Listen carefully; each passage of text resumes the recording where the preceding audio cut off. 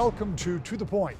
This week, as the legislature in Lansing continues to deal with their priorities and try to decide how to spend a large amount of remaining federal money, we sat down with two state representatives, one Republican, one Democrat. They have different priorities and very likely different points of view on a number of subjects, but they do have something in common. They're both freshman members of the House. They both campaigned during a pandemic. They took office while the disease was still raging, as was the debate about how the state should combat COVID-19. As their first year in office wraps up, we talk with Portage Democrat Christine Morse. Representative, let's start with kind of the basics. You and I talked, and in fact, you just a moment ago said, we've really never had a conversation except on Zoom. And so it's so nice to be able to see you in person. And things are starting to change a little bit, but you campaigned in the middle of a pandemic, were elected in the middle of a pandemic, and came to serve for the very first time in the House of Representatives in an unusual time when people were wearing masks, and even some of your colleagues were up in the gallery. What has this first almost year been like for you? Well, I think part of the thing that's funny is my colleagues who've been serving said, you have no idea what it's really like. You know, we're just starting to see Lansing opening up and having events in person. And I guess it's I don't know any differently, right? And we're talking about what the campaigns will look like next year. It's gonna be very different, you know, for me. I had one in-person event in 2019, and every event otherwise in 2020 was on Zoom, you know, which is pretty, you know, obviously unprecedented. So I don't know what it looks like yet. You know, it's been a real pleasure serving even under these conditions, but I'm excited to see what maybe a more return to normal will look like. When you think about, and you, I think you said it very well, you really don't know any differently. I mean, and I was thinking about asking you how different was it, but you don't know, you may not know until right. we get further down the line. But what has been, from your perspective, the biggest challenge, either legislatively or just in serving, since you've gotten here to Lansing beyond the pandemic, which clearly was a big roadblock? Well, I think it's that we are still in the midst of a pandemic, right? So it is adjusting to what that sort of normal looks like, you know, and we've had some incredible opportunities that strangely might not have existed if we didn't have a pandemic, like the federal funding that we have that's, you know, we still have to spend, and we incredibly have a surplus despite having to deal with the pandemic and everything that it brought. So, you know, it's hard to know, you know, again, what normal looks like. And, you know, I think the challenge has been, for example, getting to know my colleagues, where we might have had a lot, especially on the other side of the aisle, where we might have had more events. We haven't been having these events, and it's slowly been opening up, and I'm getting to know them. But really, this place is all about building those relationships, and that's where you have success. So I'm just hoping that challenge, you know, we are able to get to know each other and work together in a better way. You talked about the almost unbelievable surplus that the state has, not just in those federal funds, but in state revenues, which I wasn't alone in guessing that those were going to be far lower. And in fact, the budget estimates were about $3 billion in deficit. You ended up $3.5 billion to the good, almost a $7 billion swing, plus all of the federal money. There is still, and I don't know what the dollar figure is. It's between 5, 7, 9 billion. 11 maybe? Yeah. I think I've heard 11 thrown about. Yeah. So, I mean, there's still a lot of money that's going to be spent. What are some of the priorities for you, understanding as one of 110, it's your priority, but what would you like to see some of that money go for? I think we can all agree that infrastructure, to the extent that we can spend those ARP funds on infrastructure, you know, not just in our state, but in our country, we have failed to invest for a very long time, which we, you know, recently saw perhaps with Ford deciding to, you know, locate some big operations to states to our south. So, you know, we have a historic opportunity with not just the federal funding, but our surplus to invest in ourselves. And I think as a state, I was so, my first thing that I felt so immensely proud of was our school aid funding, budget spending for next year. It's incredible. And so I think the more we invest in ourselves and in our state and take this one-time money perhaps and use it to our best advantage, that's what I would like to see. Whether we're talking about broadband, roads, we do already have $196 million towards bridges, but we have a lot of work to do in our state, and I hope we're using it wisely and investing for our future. You mentioned the school aid fund, and one of the questions, it's about $17 billion, I think, in the school aid fund in that neighborhood, which would be an increase of $3 billion from the largest ever that was spent for school aid. And with 2 kids in public schools, I like to see that kind of investment. But the question that I have, and I've asked practically everyone, is that sustainable? I mean, that's a big increase. We know we had extra money. So when you come around to do the budget next year, are you going to have to say, wait a minute, we're going to have to pull back? Well, that's the $17 billion question, Rick. It's one of the things I ran on. We again have been underfunding our schools since Prop A, really, and we didn't have equitable funding. So, which, by the way, we should point out, you achieved for the first time. I think it was a promise 30 years in the making. But so all schools are funded at the same level. So that was a big achievement. That is huge, and we just have to see. I think it is a goal that many people would like to see pushed forward. But we may, not be in this spot again, so we're just going to have to take a hard look at the budget where we are next year. But for me, it is a continuing priority and will be. You talked about infrastructure. I know that from your time as a county commissioner, you have dealt with infrastructure needs, and the larger picture that you talked about in the country, obviously, is something that, as you and I are talking, is still being debated in Washington. So we'll see what comes out from there. But here in the state of Michigan, with that money that is available, there are some things that could be done.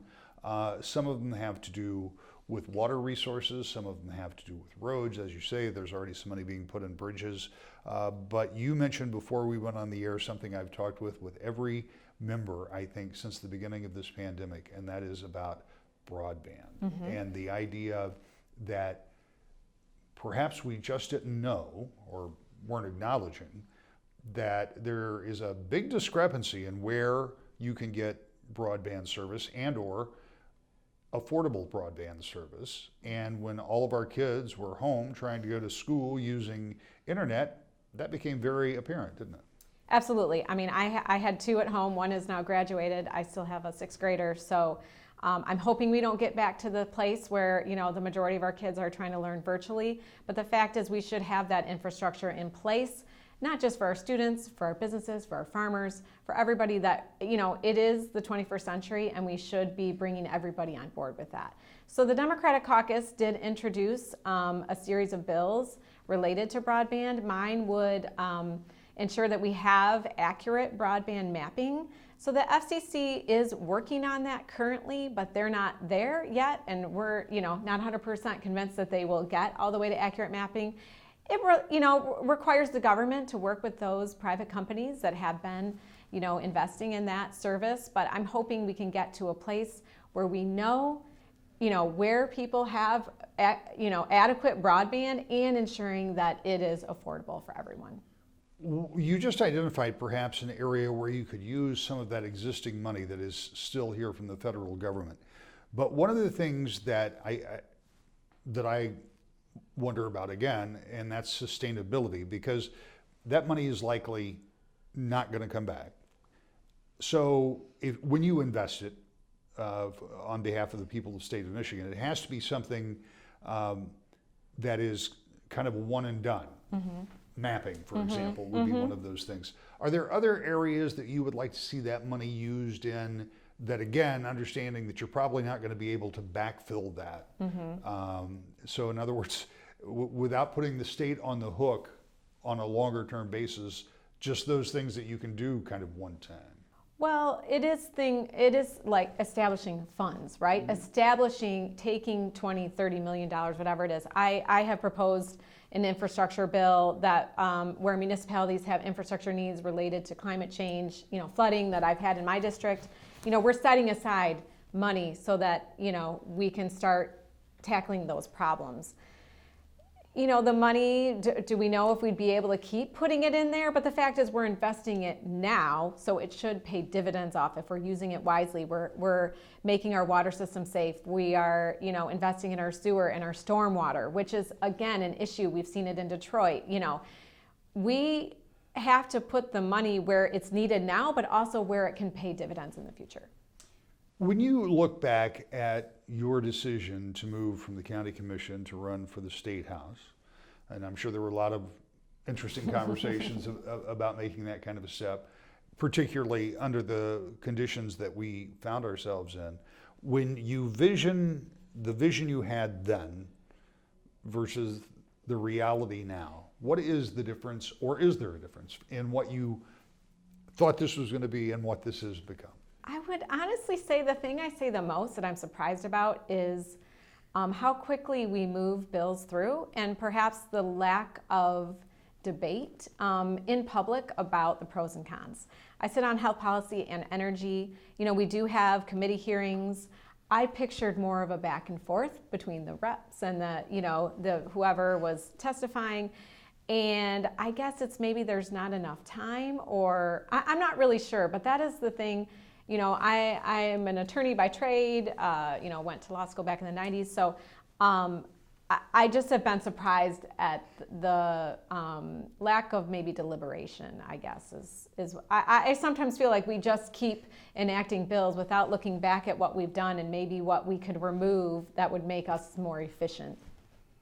After a challenging year and a record-breaking budget process, there is still money left in the Lansing coffers, as you just heard. Another take on how to spend that money and a look back at their first year in office from another freshman lawmaker. It's all up next. To the Point. Welcome back to the Point. The last year and a half has been a challenge for all of us in one form or another. In Lansing, lawmakers had to deal with how they should respond to a pandemic, while majority Republicans were often at odds with the Democratic governor. Adding to that, a looming budget shortfall, as predicted by the Revenue Estimating Conference, set up what seemed to be an unworkable budget process. But, as we've discussed, between much higher than estimated state revenues and billions in federal money coming into the state, the question wasn't a matter of too little money, but how to spend all of it. We talked about all of that with freshman Republican Pat Outman. Representative, I want to start with kind of where we are. Now, let me stipulate that I think you start with a little head start when it comes to serving in the State House, because obviously you watched your father, who's now over in the Senate. But still, as a freshman coming into the legislature in the middle of a pandemic, after you campaigned during a pandemic, what has it been like? I mean, because there's always a pretty good learning curve for whoever comes into the legislature. But this one seems to me that it came with a little extra added baggage. That's right. It kind of trial by fire is a good way to put it. Yes, I did know what I was getting into. I kind of came in with my eyes wide open in terms of experiencing my dad and his tenure in the legislature. But it was still a very interesting time to get elected into politics. First with the pandemic, and then following that, a controversial election. So it's certainly been tough to navigate some of those circumstances, but we're doing the best we can. We're getting a lot of good things done for the state of Michigan, and I absolutely love representing the people of the 70th District. One of the things that is a surprise to me in this past year is, and I had done a number of shows with a number of different legislators in the early part of this year, talking about the process of putting together a budget, because it was my contention and the contention of people much better versed than I who do revenue estimating for the state, that it was going to be a real economic struggle because of the pandemic. But in fact, revenues for the state were up, and of course there was a lot of federal money out there. Were you surprised by the budget process? Not necessarily that it took until September to get it done, because there was a lot that had to be done. But were you surprised that the state had the kind of resources it did? I was, and it was telling. Consumer trends really shifted throughout the pandemic. It was a shift from service to tangible goods. So our sales tax revenue was in a much better place than we anticipated, and of course the influx of federal money, and that was the challenging part. How do we dole out all this federal money in a responsible way? And what stipulations are attached to these federal dollars as well? And so that was the biggest challenge, I think, throughout this budget process. You have 110 different folks within the Michigan House of Representatives with different backgrounds, different priorities, and different ideas to how to spend that money. And I think we really navigated the best we could in terms of those circumstances. Now, those dollars had a lot of strings attached to them, so we were kind of boxed in on how we could spend that money. But I think we did a fairly decent job of spending it in a targeted and strategic way, and quite frankly, a responsible way as well. Well, and that's not over, because you still have some federal funds, and That's correct. a pretty good pile of it Right. that you're going to have to spend at some juncture. Now, I don't know if that all gets done at the end of this year or if it moves into first quarter of next year, but if you, as one of those 110, could say, hey, I've got this one-time money, I'd like to spend it on what would you spend it on? Well, that's tough because, like I said, there are stipulations that are attached to these dollars. If it was totally up to me, I would spend it in the most responsible way possible. I would pay down our state's debt, pay down our unfunded liabilities, our pension funds, things like that, and free up money in the future for when times aren't so great. Those are some of the things that I would spend money on as well. But along with that, we are allowed to spend it on infrastructure, so I think we should certainly make some of those strategic targeted investments within our infrastructure, and we're doing that. We're doing that with dams and certain bridges and things like that. Labor is an issue. Invest in workforce training and talent retention, things like that. Those are some of the investments that I would make if I was totally in charge of the entire budget process. You bring up a very interesting point in workforce training, talent retention. This is something that the previous administration, Governor Snyder, talked about all the time. Certainly. And continued to say, look, going forward, we're going to have this issue. We're going to have, we were already short workers, but it's going to get worse. He couldn't have foreseen the pandemic, Right. But we look around now. People talk about shortages of certain products or different things they're trying to get. And it occurs to me there may not actually be shortages, but it really is about workers, supply chain, Yes. all of those different things. Yes. How do you tackle that kind of a problem, particularly that has become so acute? That's a tough issue. We are certainly in a crisis when it comes to that. And you're seeing that now with the supply chain disruptions, not exclusively in Michigan, but throughout the nation. Before businesses were really feeling the pinch, pretty soon consumers are going to start feeling the pinch. And we're seeing that with inflation and other issues when it comes to that. So we need to get innovative in terms of our workforce development. A lot of work has been done to provide some curriculum reform, to allow more opportunities for students to get involved in some of these skilled trades and things like that. And so the other aspect of that is we need to invest in some of these other workforce training programs that have proved effective. The Going Pro program, Michigan Reconnect, things like that. We really got to get innovative and find ways to make these jobs attractive to the residents of Michigan, because we're certainly facing a crisis. We have an aging workforce. We have an entire generation that is about to retire, and for every one of those for every 4 vacancies, we have one person to fill those voids. And so it's certainly an issue, and we need to continue to try to tackle that problem, as the Snyder administration done, and now we're doing within the 101st legislature. Shift gears a little bit. When you came here, you had a better idea than most of what it was going to look like. What Yeah. has been your focus since you've been here? What are the issues that have taken up most of your time? Yeah, much of my focus is enacting pro-business policies throughout the state of Michigan.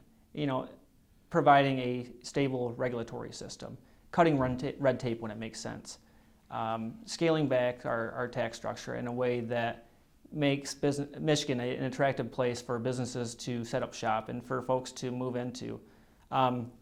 Working on workforce training developments, like I mentioned earlier, that is much of my focus as well. But I also take my job in the Oversight Committee quite quite seriously as well, and that's preventing some of the various government overreaches that we've seen throughout the last year and a half. So those are my two focuses within the legislature, certainly so far. Would it be fair to say that over this past year and a half, you have been critical of the Whitmer administration and some of the moves the governor has made?